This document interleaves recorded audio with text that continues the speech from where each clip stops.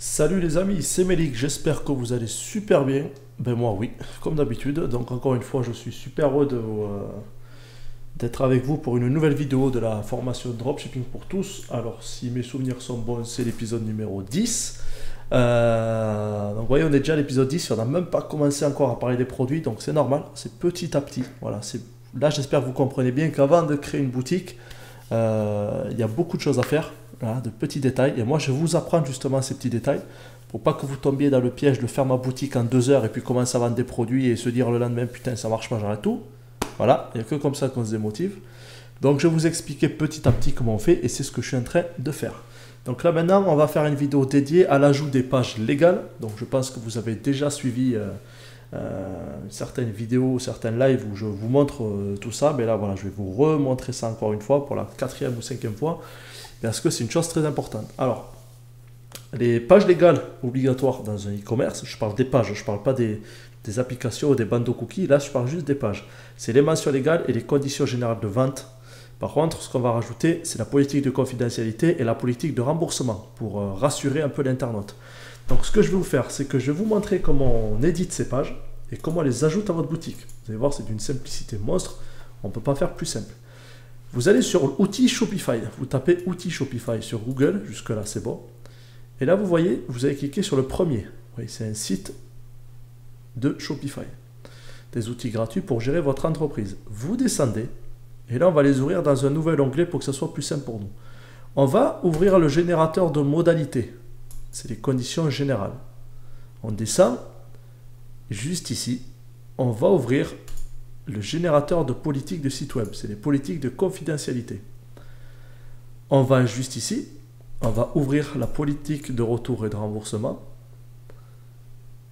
Et c'est bon. Et après les mentions légales, je vais vous montrer comment on fait juste après. Je vais l'ouvrir juste maintenant. Vous tapez générateur mention légale. Et vous allez aller sur le site que j'aime bien, c'est Subdelirium. J'utilise ce site depuis des années.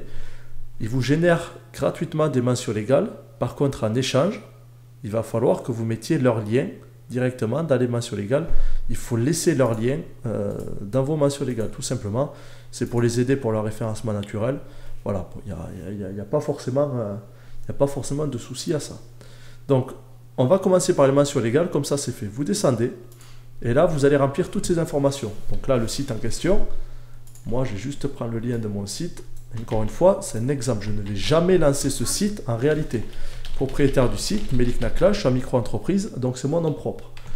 Micro-entreprise, le statut, adresse postale, rue des dropshippers. N'oubliez pas, vous mettez vos vraies informations, les mentions légales. Si la CNIL veut vous contacter, si un client veut vous contacter ou autre, vous devez avoir vos vraies informations, sinon c'est une peine d'amende. Adresse postale 75 000 Paris, nom du créateur du site, c'est moi-même, Melik Nakla. Ici, vous pouvez rajouter d'autres personnes, il n'y a pas besoin, c'est les informations avec une étoile qui compte. URL du créateur du site, si je veux me faire un petit backlink, un petit lien, je vais mettre inviatis.com. Nom du responsable de publication, c'est moi. Le contact email ou téléphone, c'est moi. Mettez un email, c'est toujours mieux. Nom du webmaster, c'est moi.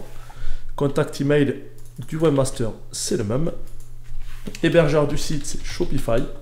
L'adresse postale, alors pour avoir l'adresse postale, vous allez, ce que je vais faire, je vais sur shopify.com. Voilà, je descends tout en bas. Il doit avoir une partie contact. Je vais sur contact. Voilà, donc là, eux ils sont à Ottawa, le siège il est au Canada. Donc vous cliquez, vous collez, tout simplement, c'est bon. La déclaration CNIL, elle n'est plus forcément obligatoire depuis la RGPD, donc on met non. Et là, l'email pour recevoir les mentions légales, eh bien, vous mettez votre mail. Je ne suis pas un robot. Et vous cliquez sur envoyer. Vos mentions légales ont été envoyées. Je vais voir sur ma boîte mail si je les ai bien reçues. Je les ai bien reçues. Donc, je reviens sur ma boutique. Maintenant, on va les ajouter à la boutique, justement. On va sur boutique en ligne et on clique sur page. Ce qu'on va faire, c'est qu'on va ajouter une nouvelle page. Du coup, la nouvelle page, elle va s'appeler mention légale. Donc, je clique sur ajouter une page. Je vais l'appeler mention légale. Mention légale, pas Melik Nakla, pardon. Bon, j'allais dormir un peu. Et là, vous recevez vos mentions légales sous forme HTML. Donc, vous copiez tout le code que vous avez reçu dans le mail. Je suis en train de le faire. Vous voyez, là, si je le colle ici, il y a ça qui s'affiche. Mais moi, je le veux sous forme de texte. Du coup, vous voyez, c'est balise. Donc, je vais annuler. Je vais cliquer ici, là. Vous voyez les deux petites flèches? Afficher le code HTML. Donc, je colle ici, tout simplement. Et je vais enregistrer. Mes mentions légales ont été créées. Je vais ouvrir sur la boutique pour voir ce que ça donne. Et voilà ce que ça donne. Mes mentions légales ont automatiquement été gérées. Vous voyez, il y a le fameux lien vers le site Subdelirium. Laissez-le. Ils vous ont généré gratuitement des mentions légales. Donc en échange, c'est tout à fait normal de laisser leur lien. Créateur Melik Nakla. Il y a le lien vers le site de mon agence inviatis.com. Comme ça, au moins, ça me fait un lien de plus pour le référencement. Voilà. Donc déjà, les mentions légales ont été ajoutées. Ça, je vais fermer. Ça, je vais fermer. Maintenant, c'est les conditions générales de vente et d'utilisation. Donc, on va ici, là, ce que j'ai ouvert tout à l'heure. On descend. Vous cliquez sur « Je vais ignorer pour l'instant l'essai de Shopify puisque j'ai déjà ma boutique. » Et là, vous remplissez ces informations. Nom de l'entreprise, c'est Boutique Test Melik. Email, c'est pareil. On remet la même chose. Adresse, rue des Dropshippers. Peut-être qu'elle existe vraiment, cette adresse. Il faut que je m'en renseigne. Par contre, si elle existe, je vais habiter là-bas. Pays, vous mettez le vrai pays. Quand vous tapez FR, il y a déjà ça arrive. Et du coup, je vais mettre Île-de-France ici, en dernier. Et le site web, extrêmement important. Je vais récupérer le lien de mon site. Je reviens ici. Vous laissez cocher, mon site utilise des fichiers témoins cookies, bien entendu. Vous avez un e-commerce, donc automatiquement, il y a des cookies. Et je clique sur recevoir mes mentions légales. Voilà, vous fermez ça. Je vais faire un petit tour dans vos boîtes mail pour voir si je les ai reçus. Je les ai reçus. On clique sur obtenir. Je ne vous affiche pas ma boîte mail parce que c'est pas forcément. Vous voyez ce que j'ai reçu? Voilà. Vous cliquez sur copier dans le presse-papier. C'est copié. Je reviens sur ma boutique. On refait pareil. On revient sur page. Je vais cliquer sur ajouter une page. Je vais l'appeler conditions générales de vente et d'utilisation. Je reviens sur mon petit bloc de texte, et je colle. C'est pas du HTML que j'ai reçu, c'est un texte brut, donc je peux coller directement. Encore une fois, je clique sur enregistrer. Je vais sur voir la boutique en ligne. Ça y est, c'est fait. Du coup, ça, je ferme. Pour le générateur de politique, on refait exactement la même chose. Je ne vais pas vous le faire parce que c'est exactement la même chose. Et pour confidentialité, vous voyez. Et pour politique de retour, c'est la même chose. Je clique là, je renseigne, je fais recevoir, je vais sur page, ajouter, je colle, j'enregistre. C'est tout. Voilà. Donc en quelques minutes, vous avez mis votre boutique dans les règles. Maintenant, il va falloir rajouter le bandeau cookie. Pour ajouter le bandeau cookie, pour être vraiment dans la légalité la plus absolue, je vais sur application, je vais sur visiter l'App Store de Shopify puisque pour l'instant on n'en a aucune. Et là vous tapez juste cookie dans la barre de recherche, tout simplement.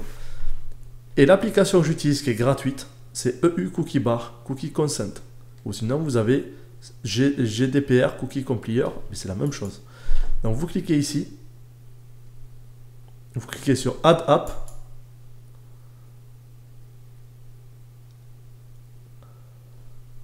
Vous cliquez sur installer l'application.